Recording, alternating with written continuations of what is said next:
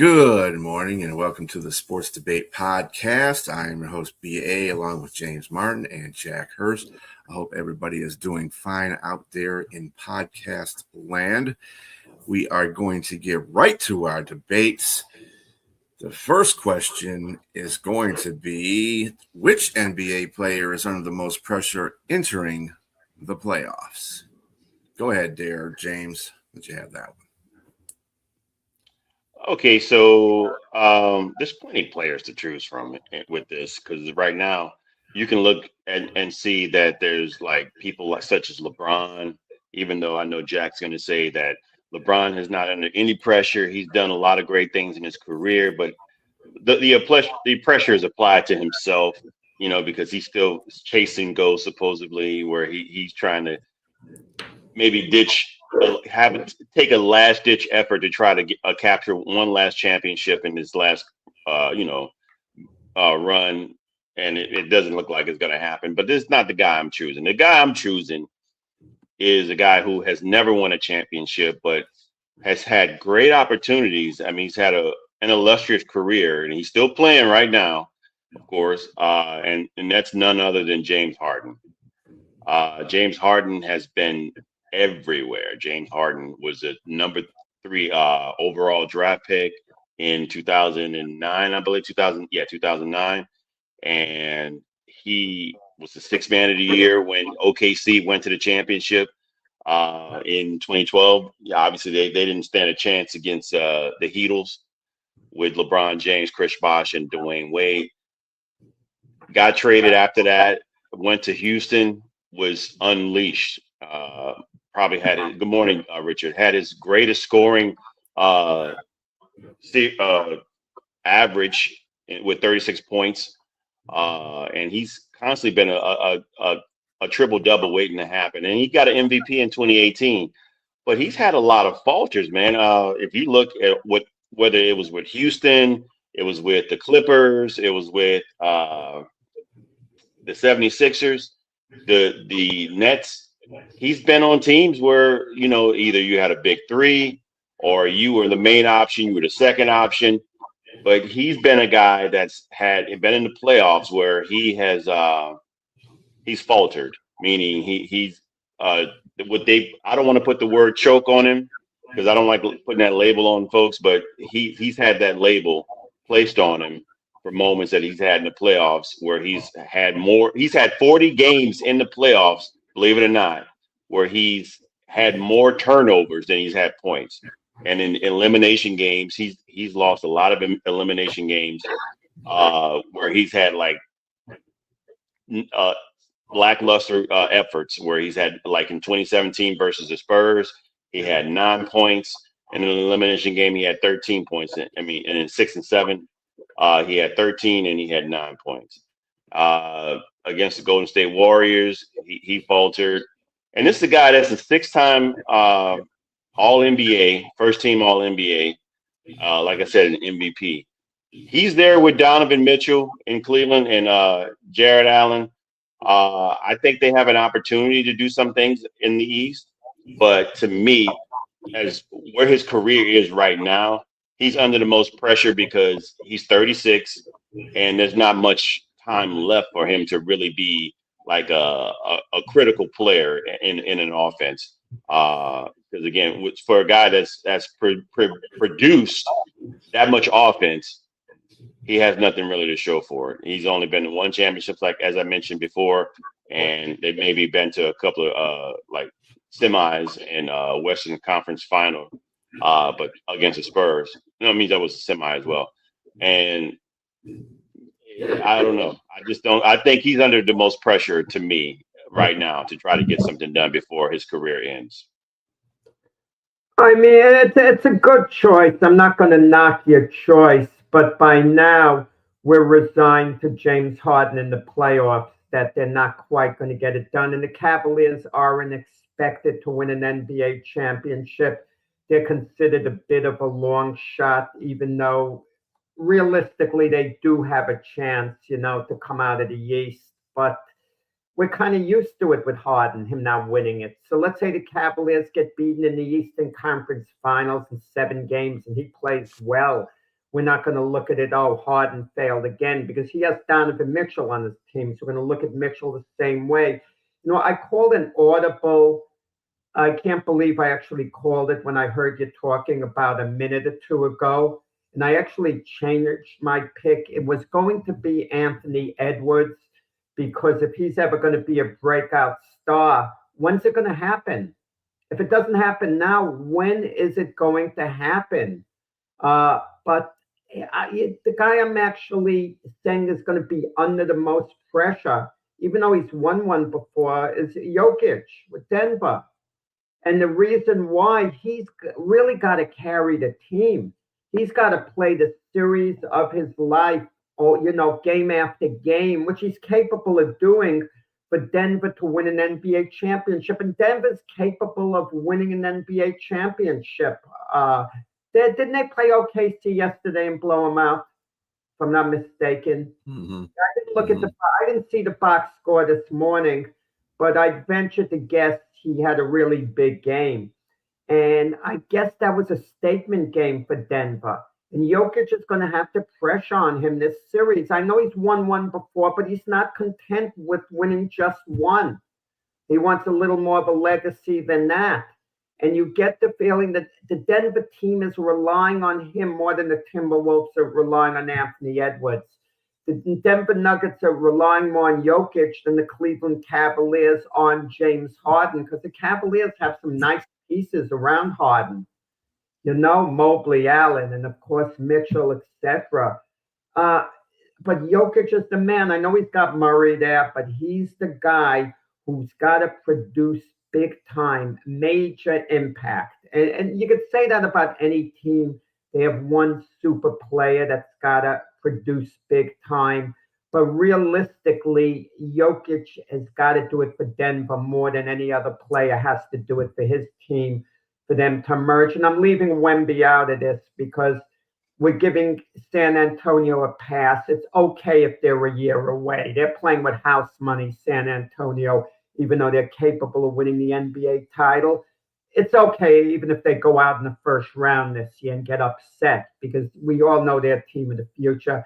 This might be Denver's last stand, and it's all on Jokic's shoulders. I'm going to say a rebuttal just for a second. I hear you, what you're saying, but you're the guy that tells me that you can't have pressure on a person like you just mentioned. Even though you mentioned that he has a championship already, he's won one. He's the 3-time MVP and he's got a championship. So he don't really have a lot of pressure on him unless he's putting it on himself, like I mentioned with LeBron. LeBron's chasing ghosts, but that's why I didn't pick LeBron, because, again, he has an illustrious career. So does this guy. The one thing that, again, if he retired at this moment in Jokic, you couldn't say anything bad about his legacy, because he got a championship to go with everything that he's accomplished in the league, which is, at his peak, he was the greatest. James Harden, for sure, definitely has failed. I think at mostly. His career is not a failure. You're right what you're saying, but you're missing the point. For legacy, who's it more important for? Harden or Jokic? I'll agree with you in Harden in that respect. You're correct. But who's under the most pressure to perform and carry their team? And Jokic is under the most pressure. He's got to carry his team. Harden can play so-so, and the Cavaliers could conceivably win it all, because they have other pieces who could step up, even though Denver does to a degree as well. If Jokic doesn't play great, there's no chance of Denver winning it all. But so you're telling me, though, if Harden, let's just say, more pressure should be on Harden, because if you have a team like this, it's like, look at what his past. He's had big threes and they failed. If you have a team like this, they're actually great defensively in Cleveland, and you still lose, they're going to look at him and say, you're part of the problem, no matter, because everywhere you've gone, this is what has occurred in the biggest moments. Donovan Mitchell, I'll argue, is more important. He's the A side. Harden's the A- side of the Cleveland Cavaliers. Jokic is the A+ side, and no one's close on that team. Fair enough. So just to validate a point, yesterday Denver beat OKC without Murray and without Jokic. So, and I didn't see the box score. How do you like that? Oh, neither Jokic didn't neither play played. Either. They were DNPs. I mean, let's be fair here. Let's be fair here.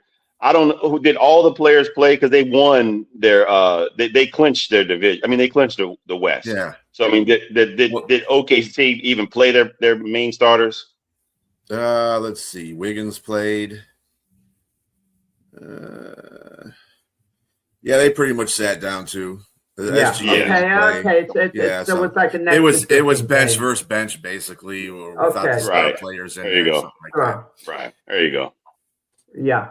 Okay. So I wouldn't consider that a statement game, but anyway, the player that I would probably pick actually is the guy that you've been talking about intermediately, which is Donovan Mitchell. You got to look at this in 5 seasons in the league. Mitchell was only able to lead the Utah Jazz as far as the second round of the playoffs. He did this on 2 occasions, only to be defeated by Houston and the Clippers. And then he came over to Cleveland, and the second round ceiling appeared to be having to follow him over the last 2 years. They lost their Eastern Conference semifinals against Boston and Indiana. And one of those playoffs was bad because, like last year, because they were a number 1 seed. So and this is a perfect avalanche between him and Harden, because now they're both teams, they're both players that are coming on to teams that have kind of had failed success in the playoffs. And I think really for Donovan Mitchell, it's something that that's some step he needs to hurdle as well. He's just a younger version of James Harden, in my opinion. So that's what I got for Donovan Mitchell. But anyway. All righty. Next question. Were the Chicago Sky correct in trading Angel Reese? We'll go with you on this one, Jack. Yeah, I have mixed feelings on it. I hate to say that during a debate, because once you have mixed feelings, you could understand the other person's position. But the more I thought of it, the more I thought no. And I realized Angel Reese is a self-centered person. Okay, as a teammate, she trashed her teammates and she individually pointed some things out. And it's easy to say, well, Angel Reese wants to win. She wants to do this. She wants to do that. But are we going to trade every player that complains about their team? Every player, then there's no such thing as, team control with the player. They're all free agents. They can switch teams next week if they want. And it amazes me the way teams give into players. Now, Angel Reese, in fairness to her, Angel Reese, she didn't demand the trade. She didn't absolutely demand it, at least not publicly. But she so turned off the organization and her teammates with her remarks and her self-centered attitude. They wanted to move on from her. I can understand, and I'm going to be able to understand James's position, but I feel the Chicago Sky should have held on to, because she is a talent. She's a heck of a good player.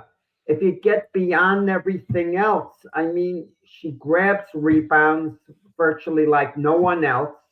Okay, she can score, she can play defense, and eventually you hope to make that team better. And she should be a centerpiece of that team. And, her attitude, I think, would have been kept under control to an extent going forward, because Angel Reese is about Angel Reese and her marketing opportunities.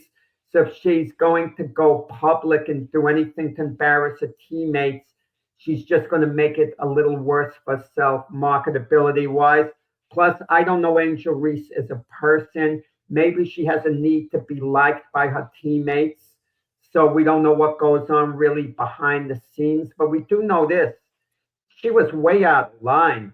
The way she pointed to, one of her other teammates, oh, well, maybe she's too old to do this or that. I mean, you don't just do things like that. I mean, so there's more to Angel Reese than just being jealous of Caitlin Clark. She has a side that she'll go at it with other people as well, and maybe even her teammates.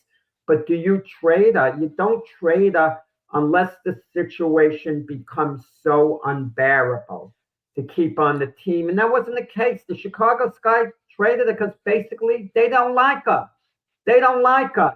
They wanted to get rid of her because they didn't like having her around anymore.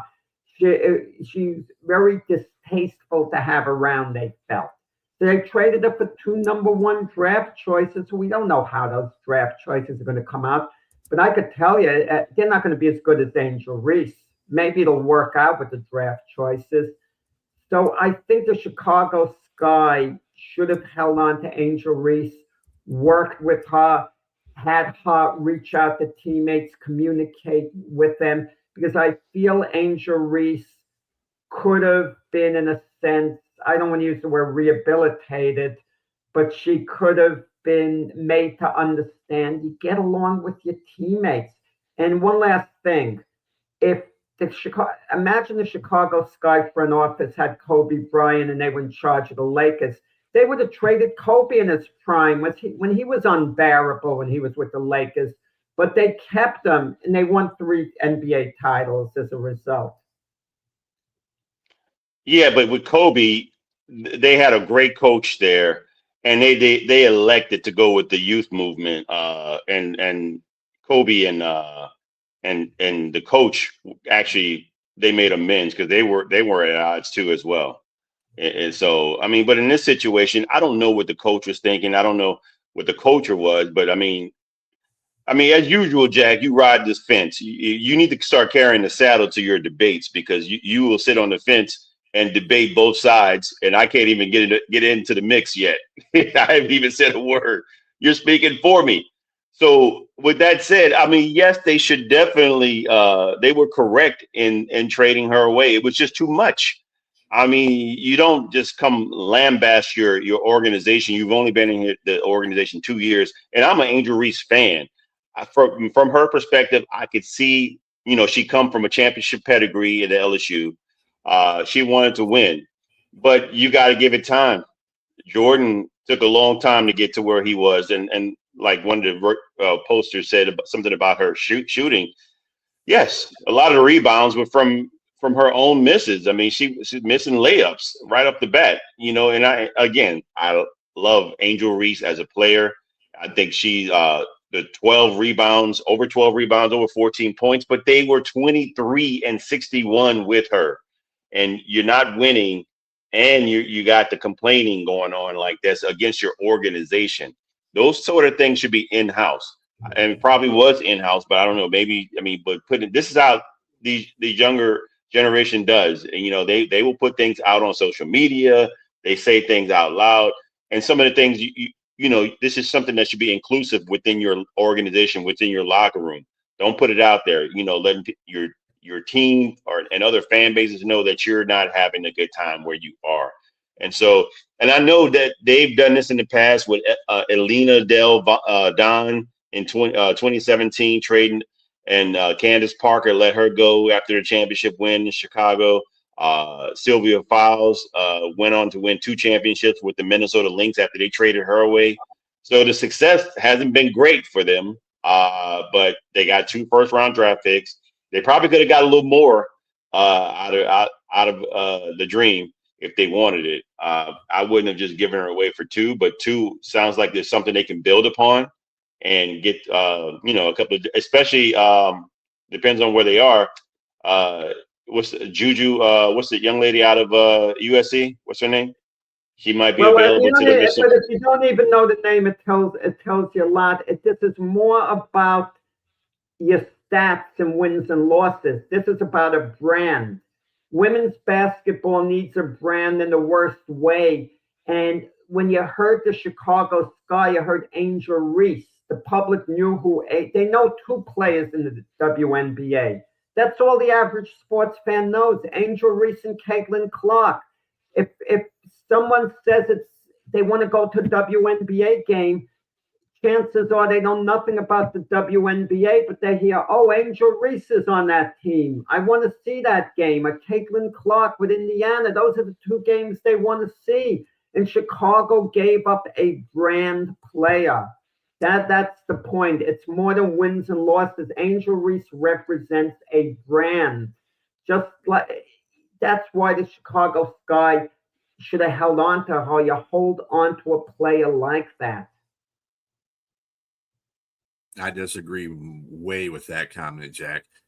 Winning does mean something, and it does. But the brand is for the value of a franchise. You don't have a brand. You don't have a brand if you're focused on one player.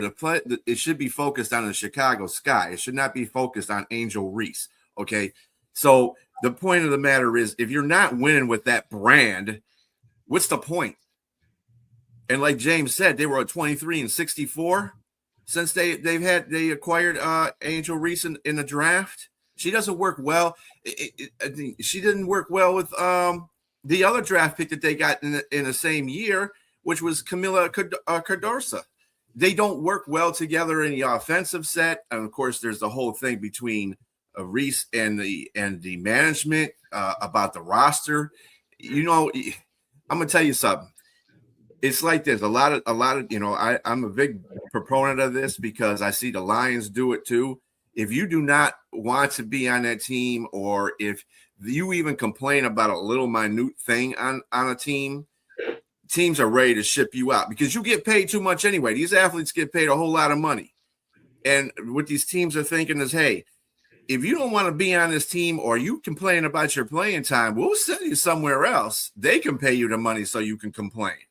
So, I mean, that's the whole point with this. I think that Chicago did a good job. They got some draft picks out of it. They're just trying to reboost their roster. I mean, hey, I think it was a win-win for both teams. I mean, she went to Atlanta. Brittany Griner is there. They have a pretty formidable lineup in Atlanta.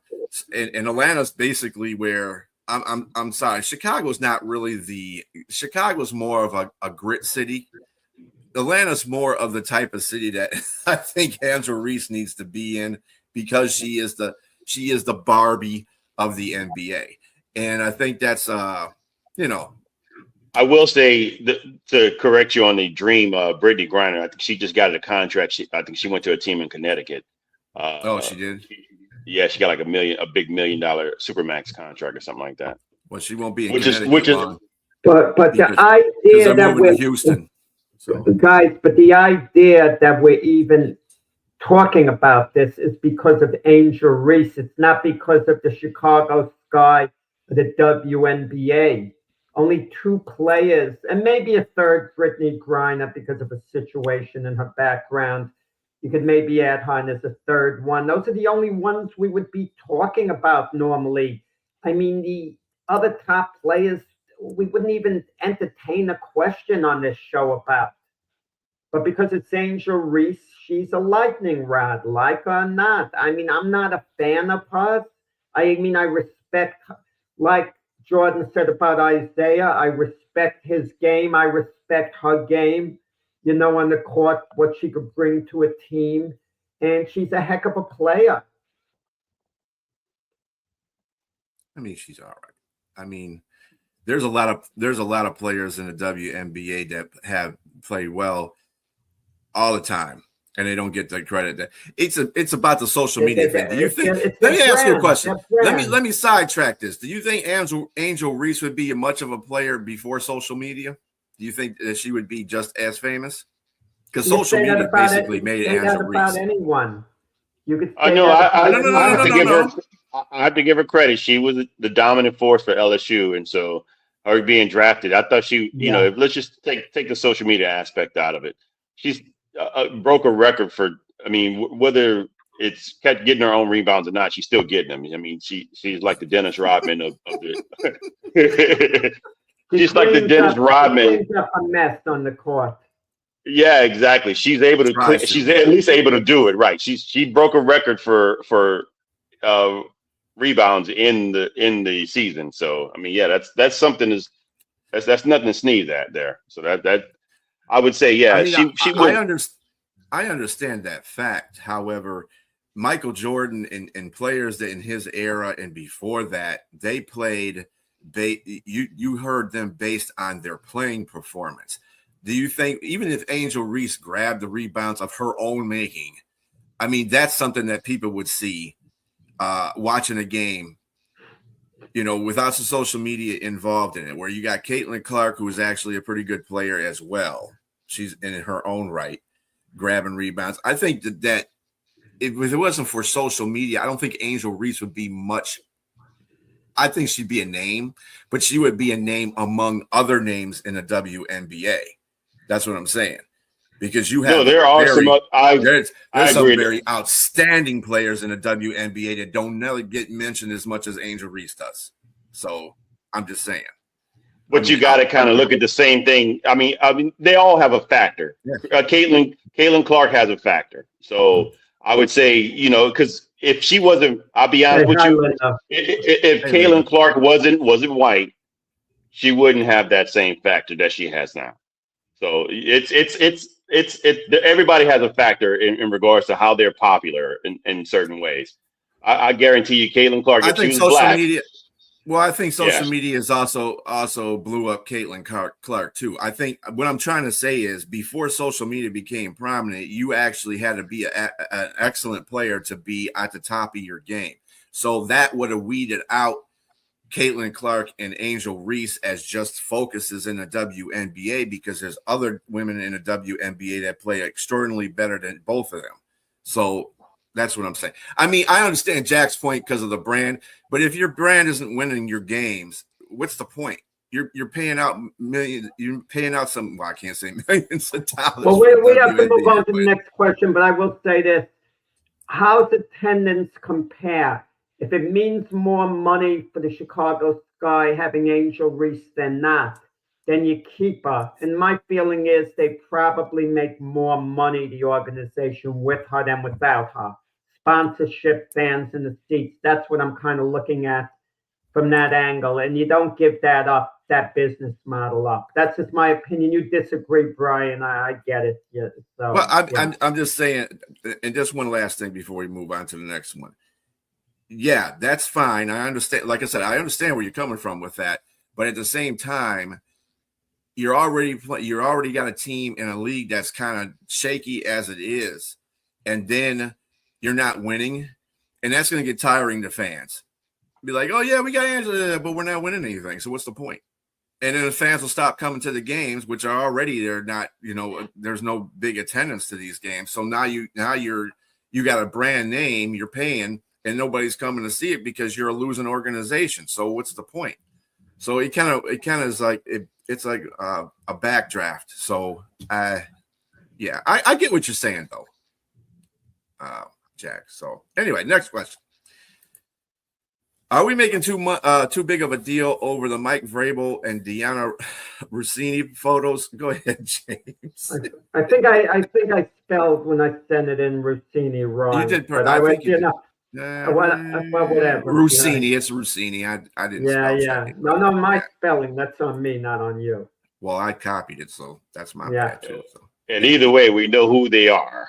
Judging by the photos, we definitely know who they are. Look, no, you're not making a big deal. I mean, I get it. There's paparazzi. There's the MCU universe. There's AI.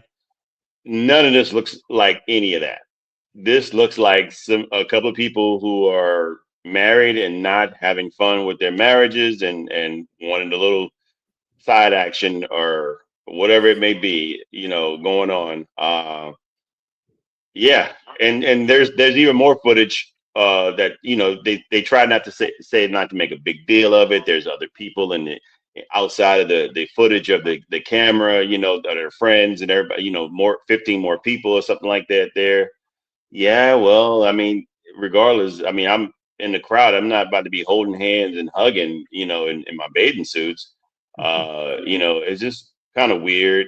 And with that said, also there's also footage of Deanna Rossini in her comments and in commentary when she's sitting down on a panel, kind of blasting her husband. I don't know. Maybe I know there's short takes when I caught the footage of it, but she's talking about divorce and one take. She's talking about their text messages not being very vague with each other, like as if we don't know each other, like hello, hello, that sort of thing. It's just pretty dead. Kind of giving indications that she's not happy in her marriage, and this is all before those pictures. So, I mean, just everything present as what you view, what you give people. So, I mean, yes, if even if you think it's innocent or whatever it may be, you're in the public eye. Why would you even put yourself in that position? So, yeah, I do think where no one's making a big deal of that. I'm saying yes. Let me see. Are we making too big a deal? No, I don't think it's too big a deal. I think it's a big deal for sure. And I won't get too much more into that. Yeah, it's amazing that James's know-it-all attitude has no bounds. He knows the type of marriages they have. Amazing the way James knows stuff like that from the inside. I mean, isn't that Diana Rossini's job to be an investigative reporter? To get well, she said things about her own marriage. She said pictures are deceiving. Pictures are very deceiving. I mean, James had made mention only one time quickly with Jerry Jones when he was 14 years old, standing in the back of a room.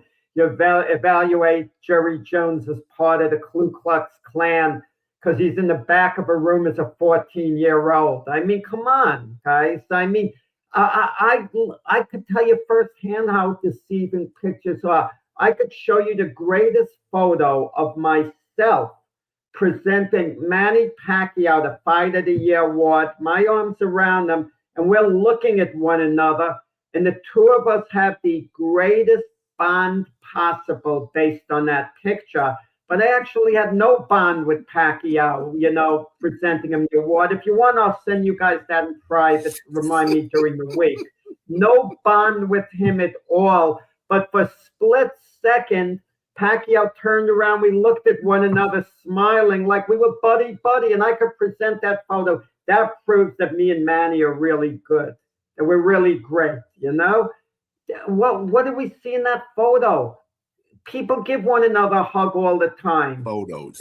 Colleagues give one another a hug all the time. They were hanging out at the pool over there, and it was in the open and public over there to see. I mean, we don't know. Possibly something's going on. I'm not naive enough to think that maybe that's not the case, but there's not enough evidence of it as far as her putting things out about a husband being a dull guy. This guy, it sounds like she was joking around in those photos. She's still married to the guy. Couldn't she divorce him at any point? Don't tell me she'd be too shy to have a divorce.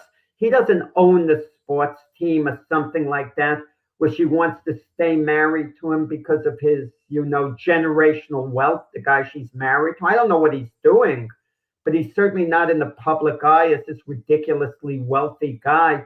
And she has to be making a pretty good income herself. I think we look for reasons with photos and this and that to take things a little out of context. And the only thing I could say about the photo to be critical, you have to sometimes know a little better if you're out in public in this day and age who could be taking a snapshot of you or whatever. And the most innocent thing could be taken out of context.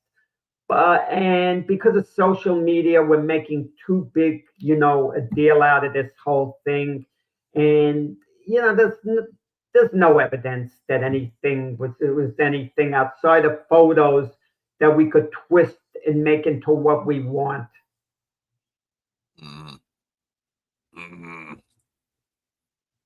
I mean, I kind of agree with both of you. But at the same time, it's not just a photo, it is photos. Okay. They even have photos with them in the pool together. So it's just not the finger locking thing that they were getting, they were, joking about the whole situation, that whole thing. It's not about them hugging. All those photos all together portray a picture of what social media is going to put out there as what's going on with this. And that's this day and age. And even if they were in a public spot, they know they're going to be inundated with photographers taking these pictures. So either you are definitely innocent of what you're doing, as Vrabel was kind of alluding to, or you're not. And the only person at the end of the day that's got to make a big deal of it is their spouses.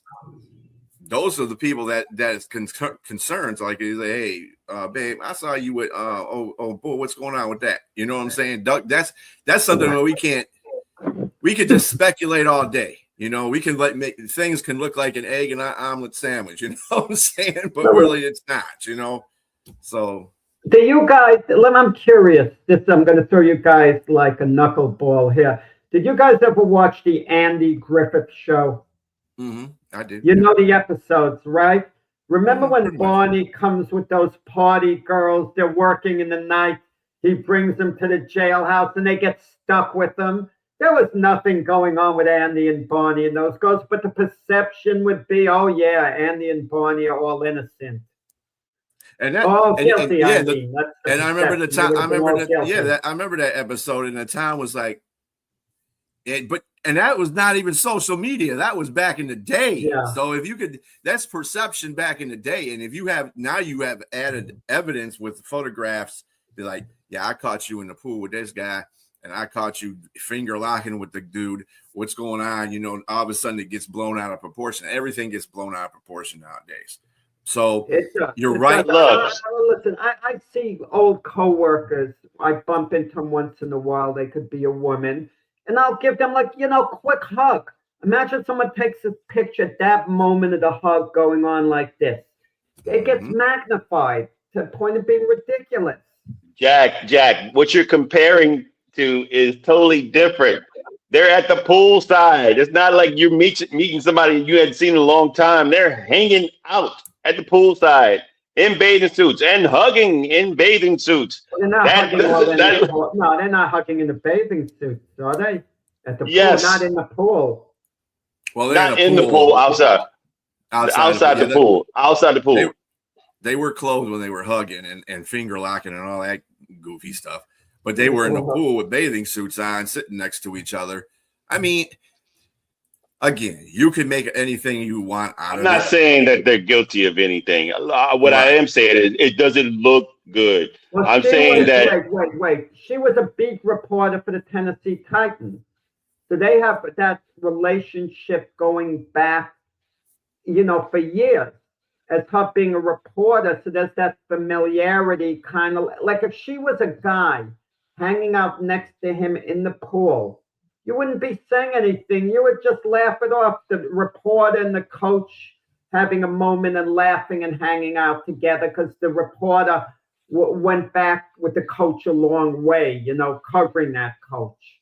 You'd look at it a bit differently, but because she's a woman hanging next to him, you're not looking at it as a reporter. You're looking at it as a woman. Well, this whole thing started off, first of all, with a finger locking thing. Now, if they took a picture with a guy finger locking with him, again, that would be a little bit different. It would be a situation where finger locking doesn't look good. I'll admit the finger locking. People don't finger lock normally. I wouldn't finger lock anyone. We're going everywhere with that too. Right? Hilarious. Exactly. but Jack, in a sense of you, even with that innocent type, like you talk about, if you saw a coworker or somebody that you haven't seen in a while, a friend or whatever that happens to be female, and you hugged just because hey, what's up? How you doing? Yeah, and somebody took a picture, and then, but this is the thing. It doesn't depend on the public. It depended on your wife. So if your wife saw that picture, she wouldn't think nothing of it because she knows who you are. Yeah. That's the point. I'm done. the public's going to make a big deal out of it because we ain't got nothing better to do than to talk about everybody else's relationship. So, I mean, that's just the way it goes in the media. True. But you know who you really need, just closing from my end to squash the whole thing? Grable's wife to come out and say, no big deal. He's known Diana from back in the days of Tennessee Titans. Come on, people, get over it. And then I think you can kind of move on. But I kind of wonder what's going on with Mike Grable now, you know, whether he has explaining to do or not, but whatever. I think Vrabel's going to be Vrabel and just going about business as usual. He's not going to even utter. I mean, I'm not saying he's not going to utter a word about it, but I think he's not going to lose sweat off his brow over it. I'll tell you that right now. Vrabel, you got some splaining to do. No, I don't. We're trying to win the Super Bowl. That's what he's going to say. But yeah, look, I'm done. I'm done with that too. All right. Who is the greatest athlete living in complete obscurity? Yeah, you know, the key I'm part of giving that one to Jack, yeah. The key part about that question is not who's the greatest living athlete necessarily. You can't name Michael Jordan as the answer to this question because he's not in obscurity. He gets interviewed now and then. So don't even consider Michael Jordan. Anyone who sends in, oh, it has to be Michael Jordan, read the question. Look at the last word, obscurity. That means we don't even know whether they're alive or not. You know who inspired this question, actually? Denny McLain. The other day, I saw something with Denny McLain, wishing him a happy 82nd birthday, and I thought, Denny McLain? I didn't know he was alive. His name hasn't come up for years. His is a forgotten name completely. And that's what made me think of the question. There were a handful of great athletes who no one interviews anymore. I mean, we don't even hardly know that they're alive. I mean, maybe they're not in the shape to be interviewed. Don't get me wrong, okay? Maybe they are. But in any event, technically, they're still alive, and we don't even realize it. I mean, 3 of them come to mind. To a lesser degree, maybe Jack Nicholson, arguably more than arguably, the greatest golfer of all time. The consensus is Nicklaus is 1 and Tiger Woods is 2. But I haven't seen him be interviewed in a while, but I just don't know what's going on with Jack Nicholson right now. Maybe he's been interviewed recently and I've just missed it. And there are 2 more guys in the NBA. The big O, Oscar Robertson, age 87. I mean, the guy's one of the all-time greats. When you talk about the greatest NBA players of all time, I mean, you can easily put Oscar in the top 5 without anyone really ripping into you. They can't say you don't know what you're talking about if you put Oscar in the top 5. I'm not saying he belongs in the top 5 necessarily, but you can make an argument that Oscar Robertson is as every bit as good as Kobe Bryant and Magic Johnson, for example. You can make that argument. I'm not saying you're going to win the argument, but it's a reasonable argument. And then there's a guy who was never, when you talk about the greatest point guards of all time, what if we forget the guy who, you know, maybe is the greatest of all time, like I said a moment ago, and that's Bob Cousy, age 97. We don't even realize Bob Cousy is still around. No, has anyone tried to interview him? Has anyone even mentioned his name? His name never even comes up. Bob Cousy was the man when it came to the NBA. For years and years, he was the biggest star in the NBA. Was he better than the big O, Oscar Robertson? That's debatable. You'd have to give the big O a little edge there, but just a little edge, not a big edge. Bob Cousy was a phenomenal point guard. I don't mean he was just a great point guard. He was better than great. He was phenomenal, Bob Cousy. I mean, there wasn't a thing the guy couldn't do. He was ahead of his time. He was making no-look passes before, you know, anyone even thought of the term or whatever. And he was the face, not only the face of the NBA, sports, you put him up there with guys like Joe DiMaggio as big names, as sports personalities at the time. And now at age 97, we talk about the greatest players of all time in the NBA, and the guy who some people rated a lot of decades ago as number one, in the 1950s and even to a degree in the 1960s, Bob Cousy. No one talks about him. We don't even know the guy's alive, and he is alive. So that would be my choice, Bob Cousy. That's actually a pretty great choice. Just for you viewers out there, I looked at this question differently. I'm not going to answer the previous answer I had because I thought, maybe someone living in complete obscurity, I thought it could be living or dead because they actually still lived in obscurity. But I don't really have, for anybody that's still living in obscurity right now, I don't have an answer. I just simply don't know. I don't know enough about. The big old Oscar Robertson. Yeah, I disagree with that. I don't think he's living in obscurity because he pops up here and there in the NBA. He's had some of the games. He's had some games. Oh, okay. Yeah, he does show up. Yeah, sure. And Tiger Woods obviously is not in obscurity. Jack Nicklaus, Richard sending Jack Nicklaus. Now, I do like the idea of that, right? Yeah. And the oldest. One thing I will give him is like being the oldest guy to win a PGA or a championship at 46. At 46, yeah. So that's probably arguably like you said, the greatest golfer ever in history. And you don't hear anything about him at all. No one, he doesn't come out at all. So younger people particularly, probably if they don't know who he is, they wouldn't know because he doesn't do interviews and he's not out there.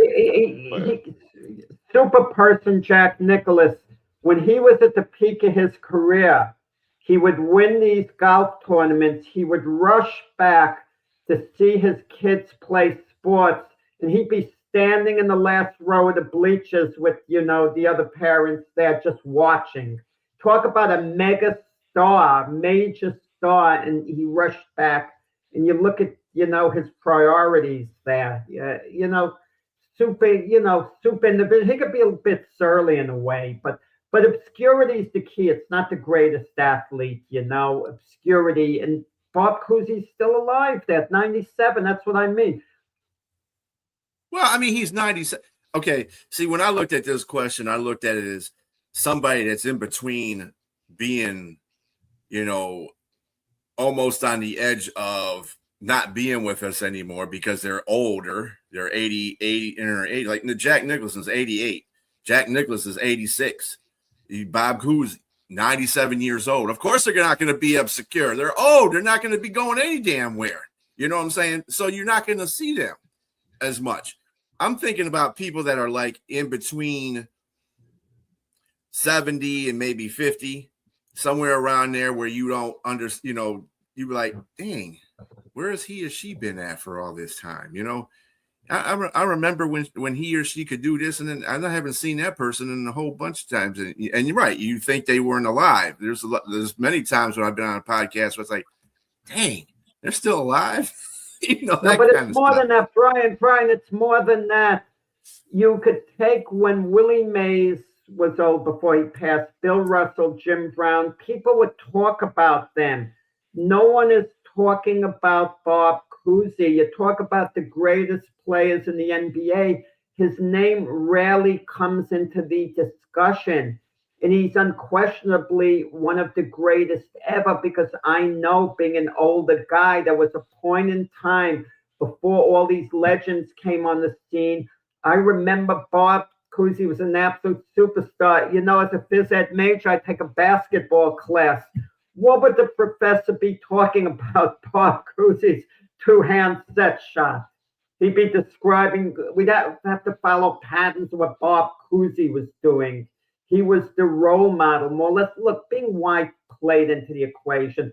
Let's be honest about it. We see it with the logo with Jerry West being white. It wouldn't have been fashionable back in the day to have a black man as the logo, of the NBA. But even with that said, all these decades later, where the face of the NBA certainly has changed tremendously in all ways, shape, and forms, Bob Cousy shouldn't be forgotten the way he is. I mean, LeBron did bring him up one point about a year ago, and LeBron laughed like he was putting down the old timers, LeBron, in a gentle way. And then he laughed. He said, "Yeah, Kuz had game," and he laughed. Like, yeah, Kuz had game, He But did Kuz have game. really He had really did game. have game. Yeah, for in sure. his era, He he really had did. game. Yeah. Mhm. He No, I mean, could've not had just the game. era. Cousy grew up in black neighborhoods, and so a lot of the game that he had was because he like Larry Bird.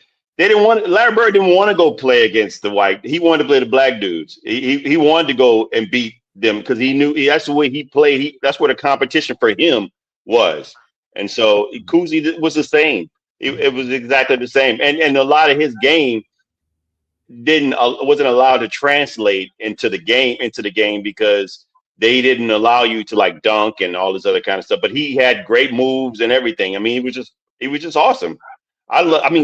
He's far beyond my reach in regards to watching live, but to be able to watch archives of a player like this, he was incredible. He was incredible. He had game, like you said, and I think LeBron James he respects the game. So I don't, maybe he was laughing, but I think he was also giving credit and shine to Bob Cousy. Well, I'm not sure about that with LeBron because LeBron was saying Giannis would have averaged 70 points back whenever. What gets He me would have. But no, what gets me about these old timers like Bob Cousy. Bob Cousy retired in something, I believe, around the end of 1963. Okay, Kareem Abdul-Jabbar entered the NBA, I believe. What was it? Was it 1970? I'm close. I could be a year off. That's only 7 years apart. And is there anyone who thinks Kareem Abdul-Jabbar wouldn't be great if he was playing today? I mean, who wouldn't? I mean, if if he were around today, wouldn't Kareem Abdul-Jabbar be just as good? I don't know. I think his position would die out. Kareem he shot 1 3, made 1 3 in his whole career. These players now, centers shoot threes, and so your game is totally different. Maybe Kareem could do that. It was versatile. He played like Wemby, but wasn't allowed to. Was the thing. They made him play traditional sense. He could dribble really well, Kareem. He could bring the ball down the court. Kareem actually could have. They could have trained him, and he could have played some guard. Believe it or not, that's how good he was. No, I agree. I believe he was really good, and I think I'm just thinking, would he have been as dominant? Would he be the league leading scorer? I mean, all-time league leading scorer in this era of basketball versus? I mean, don't get me wrong, they played a tougher game back then, and his skyhook was just unstoppable. Nobody could stop that. So I don't know. I just think the game is different, and maybe had he been a three-point shooter, I would give that credit to that. I just think that his game wouldn't have translated to this game now if he didn't shoot threes. And so, because that's just the way they play now. But I mean, I think he'd still be dominant. I just think that, guys, and maybe they're going back into that era a little bit to where they're shooting more twos now.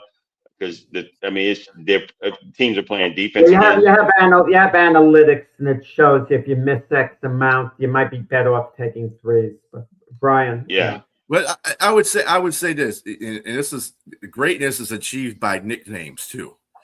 So when you're out in a basketball court as a young gent, and Kareem didn't invent the skyhook, but he kind of perfected it. So when you do a skyhook in basketball, when you're on the court, didn't you yell Kareem when you did a sky? Kareem! That's just like that's like Michael Jordan in air, the air, his airness. LeBron, the king.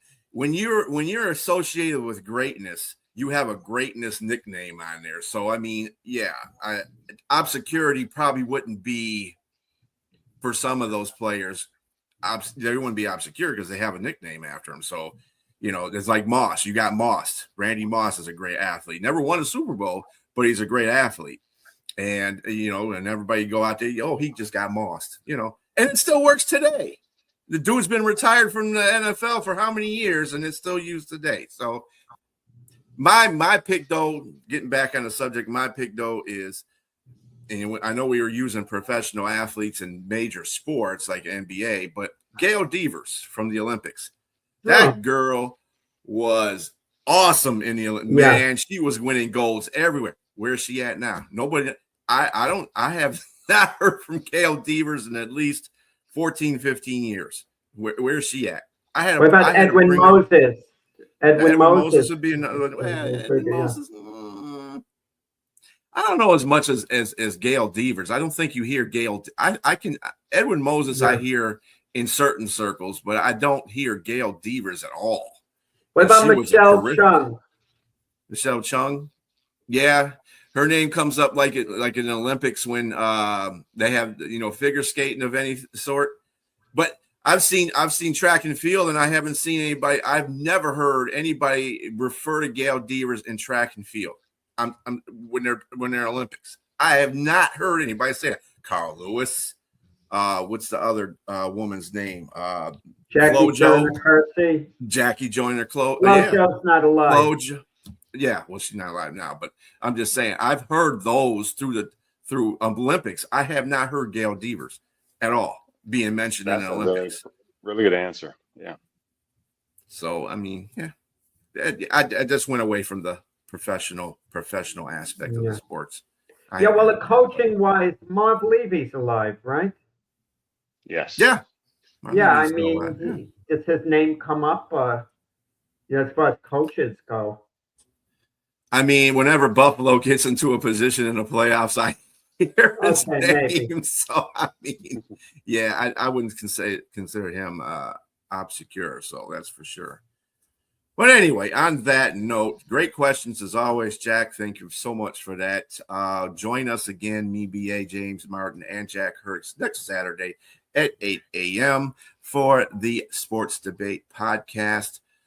Catch us tomorrow at 8 a.m. for the Sunday Morning Sports Podcast.